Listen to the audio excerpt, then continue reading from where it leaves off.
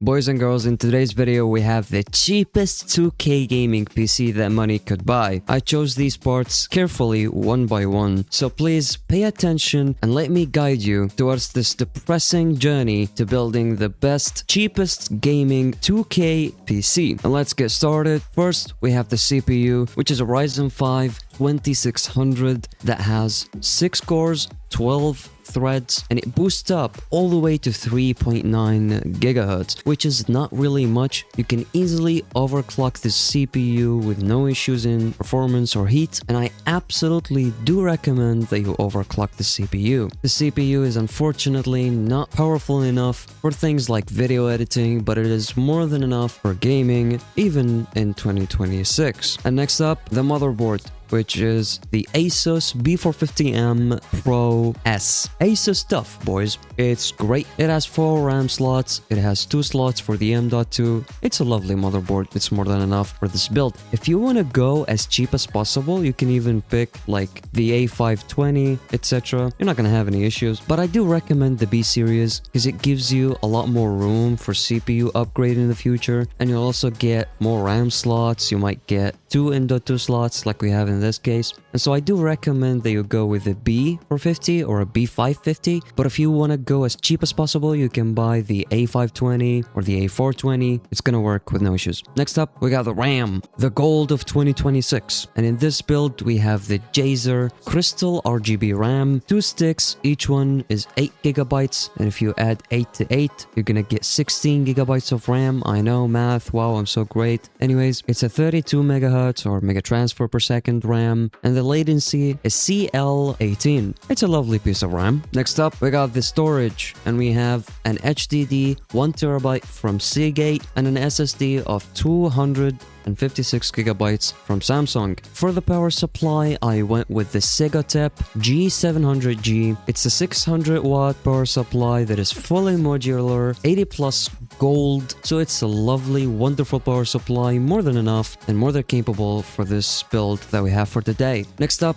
we got the best GPU that AMD has ever made, arguably. It is one of the best GPUs to ever exist on this wonderful earth. It's not really so wonderful, I'm depressed. But anyways, the GPU I have for today is the RX 5700 XT. You might think, but hey, is this enough for 2026? Yes, absolutely it is. And you're gonna see in the benchmarks. The case that we have for today is a Deepcool case. It's just a case, don't really care. Like, just choose whatever cheapest case that you want to buy. Just pick whatever case that comes by. Pick whatever, it doesn't matter. So we're gonna quickly just put the CPU on the motherboard. We're gonna quickly place some thermal paste, blah, blah, blah, blah. You know the rest of the building process. Let's get to the benchmark. And the first game we have for today is Alan Wake 2. We put the settings to low, we put the resolution on 2K of course, and we're getting around 60 frames per second. Honestly, I did not expect this good of a performance. I did not think that we're gonna get 60 frames in Alan Wake 2.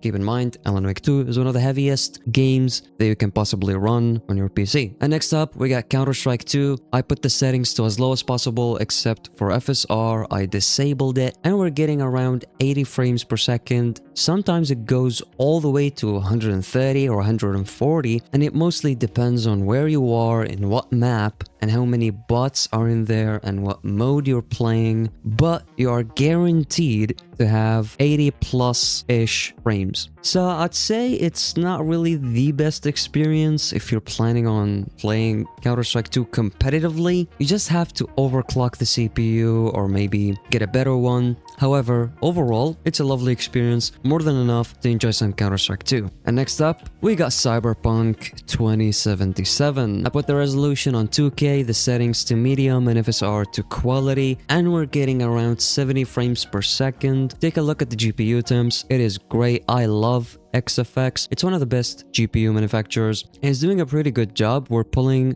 around 180 watts of power and the temps never crossed around 65 maximum. So the cooling is pretty good. The CPU is chilling at around 50 with no issues whatsoever. And we can move on to the next game. Fortnite. I hate Fortnite. The resolution is on 2K and the settings are set to low because I want to pull off as much frames as I possibly can in Fortnite since no one cares about graphics graphics in Fortnite. We all just want more frames, you know, because it's a competitive game. Anyways, we're pulling off around 100 plus frames per second. Keep in mind, Fortnite sucks. Fortnite has awful optimization, and yet we're pulling off 100 frames per second with no issues. It's a lovely experience in Fortnite. Next up, we got Forza Horizon 5. I put the resolution on 2K, the FSR to ultra quality, and the preset set to high. We're pulling off 100 plus frames per second. The graphics is very nice. This PC is like less than $500, and yet we're playing most games on 2K. What else could you possibly ask for in this price range? Next up, we got Ghost of Tsushima. I put the resolution on 2K, FSR set to quality, and the preset set to very high, which is the maximum graphics option in Ghost of Tsushima, and we're getting around 60 frames per second. It rarely ever drops below 60. Most of the times it's 60 and above, and the experience overall in Ghost of Tsushima is wonderful. Keep in mind, it's a modern game, and yet we're running it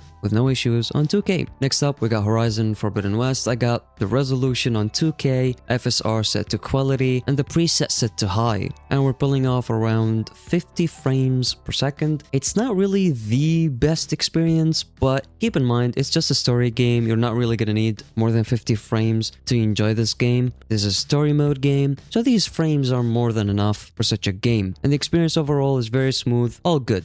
Next up, we got Red Dead Redemption 2. Resolution set to 2K and the preset set to Ultra, the highest possible setting that we have for the graphics, and we're pulling off around 50 frames per second, no issues. This is also a story mode game. You're not really gonna need high frames for this game, and if you really want to, you can just lower the settings a little bit. It's not that big of an issue. If, let's say, you have a 1080p monitor with high refresh rate, you can just lower the settings a little bit and have more frames. Next up, we got Dying Light the Beast. I put the settings to low, FSR set to quality, and resolution, of course, set to 2K. We're pulling off around 50 frames per second. There are some drops that rarely happen, but overall the experience is very smooth. There are no issues, and this is mostly a GPU intense game, so if you want to get more frames in this game, I recommend that you get a better graphics card and not a better CPU, because this game relies more on the GPU than it does on the CPU. But overall, it's a 2025 game, and we're still getting 50 frames per second with no issues whatsoever. Buttery smooth experience. Next up, we got GTA V Enhanced. I put the graphics to very high resolution on 2K, and we're pulling off around 80 frames. I just don't know. I love this PC, man. This PC is really great for the price that you're paying. We're playing on 2K, most games on high to very high with no issues. Like, what else could you ask for? The only thing that I would personally change in this PC if I were to buy it for myself is the CPU, because most people need a better CPU than the Ryzen 5 2600. But if you really want to spend every single penny in the right place, you can't go wrong with this build. And you can easily just swap it later on if you want to upgrade the CPU, because, you know, AM4 supports multiple generations of Ryzen CPUs, so you can easily replace it for, let's say, Ryzen 5 5600, which is also a great CPU. It's a lot stronger than the 2600, and you can do that easily. Next up, and the last game we have for today, is Metal Gear Solid Delta. We put the settings to medium, FSR set to quality, and the resolution set to 2K. We're pulling off more than 30 frames per second. Keep in mind, this is a 2025 game. It's super heavy, absolutely terrible optimization, and yet we're pulling off more than 30 frames most of the times. It never really dropped less than 30 frames. So overall, the experience is really good. This game also uses Unreal Engine 5. So yeah, it's a really heavy game,